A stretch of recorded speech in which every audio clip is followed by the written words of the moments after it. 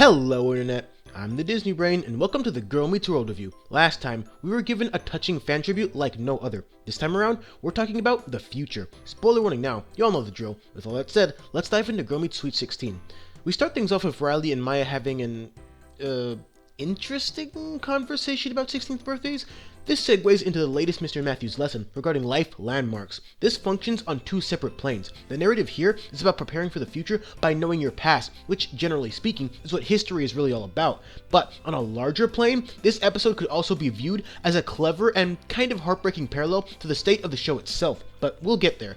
Then, this episode takes a slight turn into discussing the nature of relationships, and all of a sudden, I have a bad feeling about this. But for the most part, that bad feeling didn't last, since the way they chose to discuss these matters, in a way, seemed almost too mature. That is, until Riley wants everything to stand perfectly still a little later on. Slight aside, Zay had his moments here, this was not one of them. Then, Farkle decides to finally confront Lucas about Smackle's flirtatious tendencies. I don't think they handled that talk in the best possible way necessarily, but the resolution we get from it makes it worth wading through potentially ship-infested waters. But what I did appreciate is how the episode kept building up the two-layered narrative structure that I mentioned before. It all feels like it belongs in the episode in addition to being a very timely topic of discussion.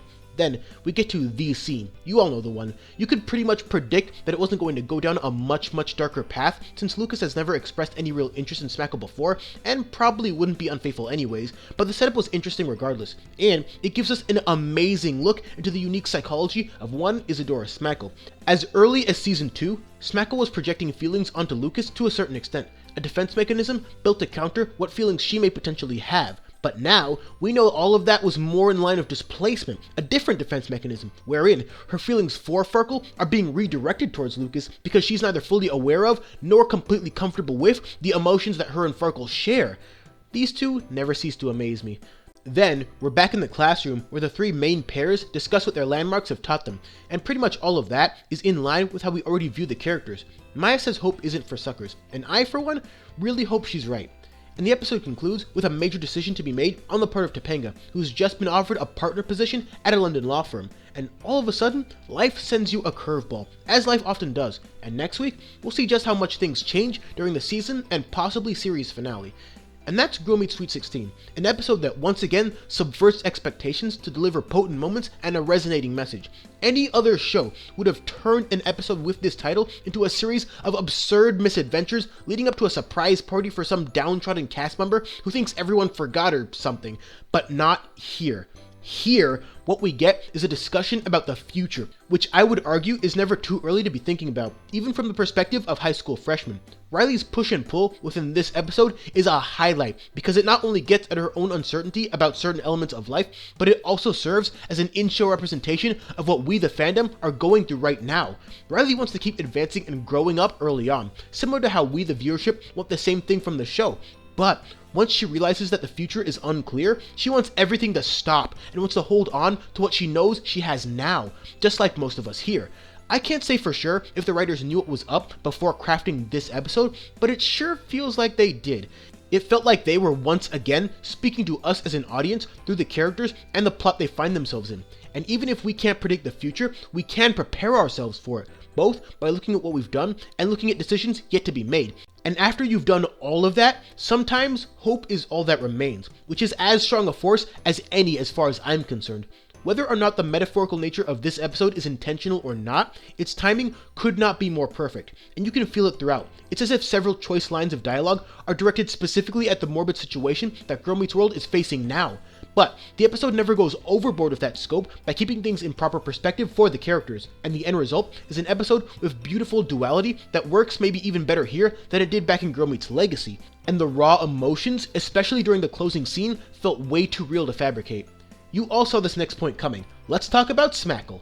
For almost the entirety of Season 3, I've been constantly criticizing the minds behind this show for their treatment of an invaluable supporting character.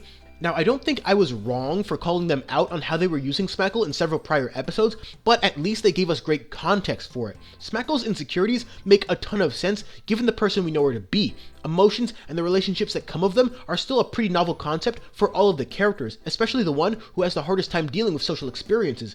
Once again, we're treated to an important reveal concerning Smackle as a person that completely upends what our initial assumptions might have been. This beautifully parallels early Smackle that functioned exactly how nerdy, awkward, science-oriented characters would function in most sitcoms, only to have that cliche upended by one of the all-time greatest episodes. And this is exactly why I think Smackle is the best recurring character on the network, and it isn't even close. Who she is, what she represents, diving further into a character type that is largely painfully patronized or ignored by other lesser shows.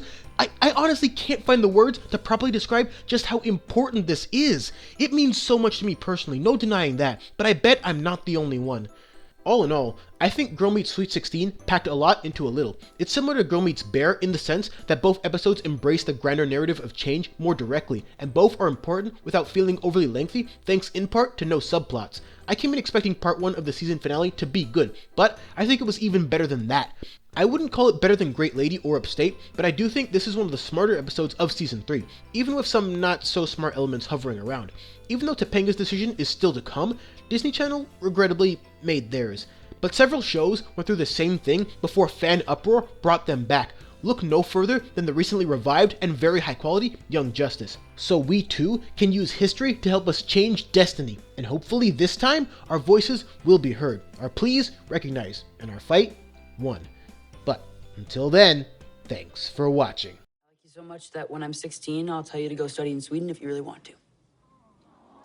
No, I'm going to stupid Princeton with you.